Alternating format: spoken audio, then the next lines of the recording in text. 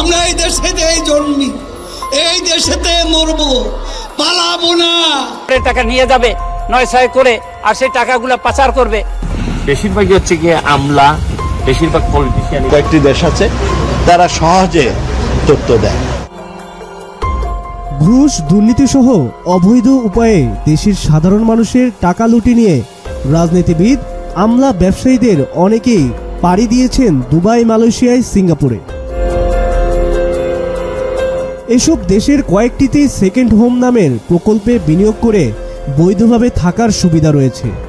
দুর্নীতিবাজ রাজনীতিবিদ, সুবিধাবাদী আমলা, ক্ষমতার শীর্ষ মহলের ঘনিষ্ঠ ব্যবসায়ীদের বড় একটি অংশের পছন্দ কানাডা। নিজেরা দেশে অবস্থান করে সহধর্মিণী সন্তানদের কানাডা পাঠিয়ে তাদের কাছে পাচার করা লুটের অর্থে বেগমপাড়া নামের রূপক সাম্রাজ্যে সম্পদ গড়া আর বিলাসী জীবনযাপন এমনই চলছিল বহু বছর। এসব দুর্নীতিবাজদের কাছ থেকে ক্ষমতাসীনরা সুবিধা নেয় বলে তাদের ব্যাপারে চোখ বন্ধ রেখেছিল পতিত আওয়ামী লীগ সরকার। লুটের সেই সাহেবদের অনেকেই এখন কথিত সেই বেগমপাড়ায় জড়ো হচ্ছেন বলে খবর মিলেছে। যুক্তরাষ্ট্রভিত্তিক আন্তর্জাতিক সংস্থা গ্লোবাল ফাইন্যান্সিয়াল ইন্টিগ্রিটির এক প্রতিবেদন অনুযায়ী গত ৬ বছরে বাংলাদেশ থেকে ৪,৩৬,০০০ কোটি টাকা বিদেশে পাচার হয়েছে। এই হিসাবে গড়ে প্রতি বছর পাচার হচ্ছে প্রায় ৭৩,০০০ কোটি টাকা। এর মধ্যে ২০১৫ সালে পাচার হয়েছে ১,০০,০০০ কোটি টাকার বেশি। সাবেক ভূমিমন্ত্রী সাইফুজ্জামান চৌধুরীর নিজ নামে যুক্তরাজ্যে ৩৫০টি বাড়ি থাকার বিষয়ে দুদককে অনুসন্ধান নিষ্পত্তির আদেশ দিয়েছেন হাইকোর্ট। জানা যায়, চৌধুরী ২০১৬ সাল থেকে প্রায় ২০ কোটি ব্রিটিশ পাউন্ড মূল্যের ৩৫০টিরও বেশি সম্পত্তি কিনেছেন যুক্তরাজ্যে। এই অনুসন্ধান চেয়ে গত ৯ মে সুপ্রিম কোর্টের আইনজীবী মোহাম্মদ সালাউদ্দিন জনস্বার্থে হাইকোর্টে রিট করেন। ক্ষমতায় থাকতেই এই নিয়ে লেখালেখির মুখে সাইফুজ্জামান নিজে সংবাদ সম্মেলনের দাবি করেন যে লন্ডনে পৈতৃক বৈধ ব্যবসা রয়েছে।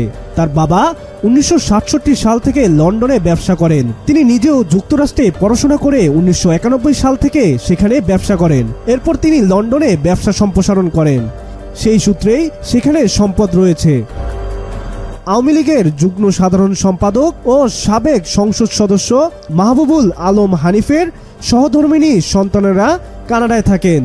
তাদেরও সম্পদ রয়েছে সেখানে, যদিও উচ্চ শিক্ষার উদ্দেশ্যে বিদেশে পাড়ি দিয়েছিলেন হানিফের সন্তানরা। এদিকে ছাগলকাণ্ডে অবসরে যাওয়া এনবিআরের সাবেক কর্মকর্তা মতিউর রহমানের মেয়ে ফারজানা রহমান ইপসিতার বাড়ি রয়েছে কানাডার ব্যারি সিটিতে। চলতি বছরের ১২ জানুয়ারি ৮,৮৮,০০০ কানাডিয়ান ডলারের সেটি কেনেন তিনি। এ সময় রেজিস্ট্রেশন ও জমি ট্রান্সফার ফি বাবদ আরও প্রায় ১০,৫০০ কানাডিয়ান ডলার খরচ হয়েছে। অর্থাৎ বাড়িটির মালিক হতে ইপসিতাকে খরচ করতে হয়েছে বাংলাদেশি টাকায় প্রায় ৯ কোটি টাকা। এরকম অনেক রাজনৈতিক নেতা, দুর্নীতিবাজ আমলা, প্রকৌশলী পুলিশ, পোশাক কারখানার মালিক, ব্যাংক ও আর্থিক প্রতিষ্ঠানের পরিচালকরাও নামে বেনামে সম্পদ কিনেছেন কানাডায়। তাদের কেউ আবার যুক্তরাষ্ট্র, আরব আমিরাত, মালয়েশিয়া, সিঙ্গাপুর সহ অনেক দেশে দামি বাড়ি, গাড়ির মালিক হয়ে বিলাসী জীবনযাপন করছেন। বিতর্কিত ব্যবসায়ী এস আলম ৬-৭টি ব্যাংক থেকে প্রায় লাখ কোটি টাকা লুটে নিয়েছেন বলে খবর হয়েছে। এ টাকায় তিনি সিঙ্গাপুরের সাম্রাজ্য গড়ে তুলেছেন। সামিট গ্রুপের মোহাম্মদ আজিজ খান সিঙ্গাপুরের শীর্ষ ১০ ধনীর একজন। একসময় এইসব সাহেব দেশের টাকা লুট করতেন আর তা নিজেদের বউ বাচ্চাদের বেগমপাড়া কিংবা সেকেন্ড হোমে বিলাসী জীবনযাপনের জন্য পাঠাতেন। এখন ওই সাহেবদের অনেকে বেগমদের সঙ্গে যোগ দিয়েছেন বাংলাদেশ অন্তর্বর্তী সরকারের ক্ষমতায় আসার পর কানাডায় বেগমপাড়া কিংবা সেকেন্ড হোমে দেশ থেকে পালিয়ে যাওয়ার রাজনীতিবিদ, আমলা আর ব্যবসায়ীদের ভিড় বেড়েছে বলে জানা গেছে।